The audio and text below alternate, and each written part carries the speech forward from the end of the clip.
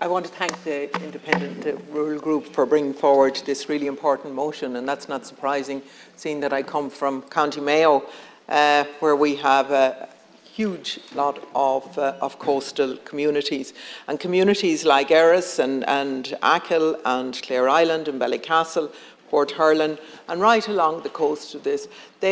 One of the biggest things that gets to them, or one of the major concerns they have, and have had for years, is if they have to stand and watch as massive trawlers raid their fish and show complete disregard for their own workers. We've just come from a presentation in the AV room where the workers on these boats are describing the slave-like conditions that they have to work to, but absolute disregard for the marine ecosystems as well.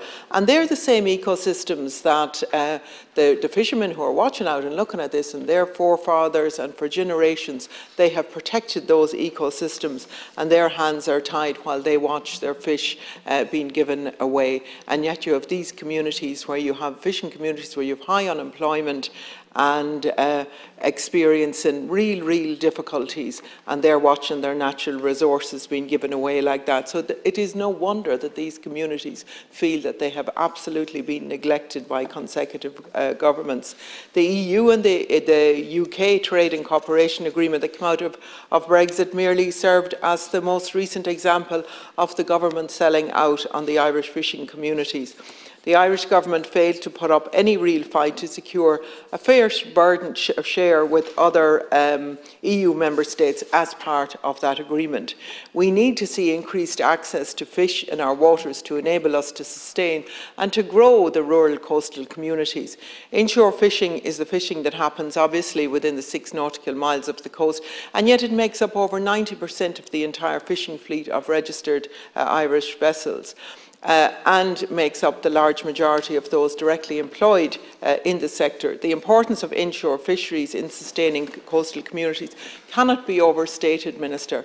It's estimated that 2,500 to 3,000 jobs and livelihoods and families are supported within that sector. These are really important jobs in the communities that I come from. They can never hope to have the huge multinationals in there, but they really depend on the inshore fishing. But they have been hit by Brexit, by COVID, by the increased fuel costs, by reduced markets and ongoing unequal access to fishing opportunities. You cut me off when I need to cut off, right. Minister, you need to listen to the inshore fishing sector, and you need to put right what has been wrong for years.